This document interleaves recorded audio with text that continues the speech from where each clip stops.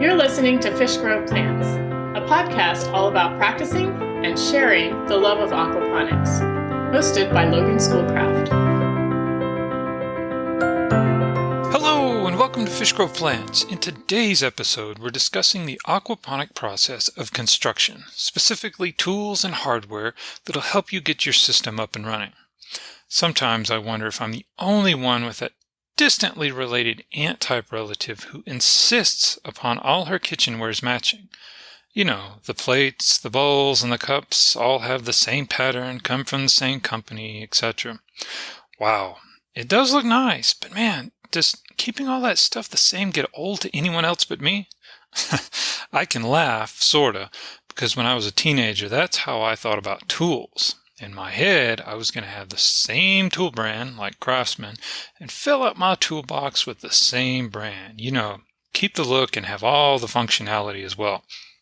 That lasted about 2 seconds when I actually had to start buying my own tools, and the shock I experienced when I found out what complete sets cost and how much matching everything would cost. Needless to say, I am quite content with a menagerie of types, brands, looks, and even conditions. What matters most to me now is having the tools that will do the job, and that's just what I want to share with you today. So let's start with tools. You'll need tools regardless of how you're bringing your system to life. If you're doing a DIY system, then you'll definitely need tools. But if you're buying a kit, you're still going to need tools. Sorry, I don't know of any IKEA-type aquaponic kit that does not require tools to assemble or adjust before it works the way you want it to. So, what are the most common, generic, basic set of tools to get you up and going with your system? Well, as a start, I'd list the following off as the basics to get you going. Handsaw, screwdrivers, adjustable pliers, adjustable wrench, or a wrench set or socket set, razor blade, aka box cutter, Sharpie marker, a drill, drill bits and hole saws, scissors, tape measure, hammer, and a level. Okay, for some of you, you might think this list is way too long, and some of you might think it's not near long enough. Both of you would be right. I mean, what's the purpose of a handsaw if you bought a kit with everything already cut to fit?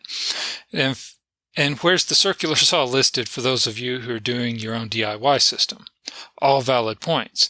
The list above is what I would want personally if I didn't know what type of system I was going to help someone assemble. In this list of tools, I have the ability to cut with several tools, mark, indicate on materials, grab, twist, measure, move, and inspect. Not a bad list of abilities from only 12 tools. Remember, life is like adult diapers in a lot of ways. It depends, and here your tool set will ultimately depend on the work you're doing. But the list above provides you a starting ground for getting started and having a wide range of capabilities available to you. Okay, tools aren't the only thing you'll need to get your system assembled, so let's talk a bit about hardware here, the literal nuts, bolts, and screws, if you will. Again, even with a kit, you're going to need hardware to get things up and running the way you want them. As a bonus, having some of this stuff around comes in handy when you run into issues down the road.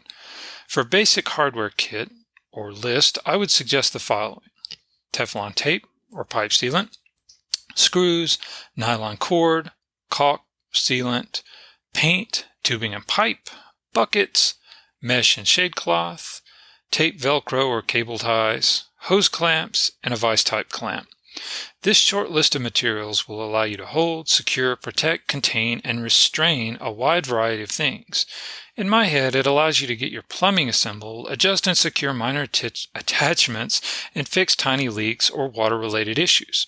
And the paint will help it all have the same look. A special note on buckets. They are a lifesaver. Do not underestimate the value of these simple containers.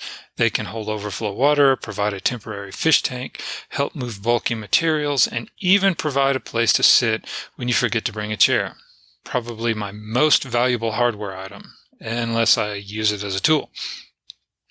Alright, my preferences aside, here's a concrete action for you to do today before we go. When you get a chance, take a look at all the tools and hardware items you already have in your possession.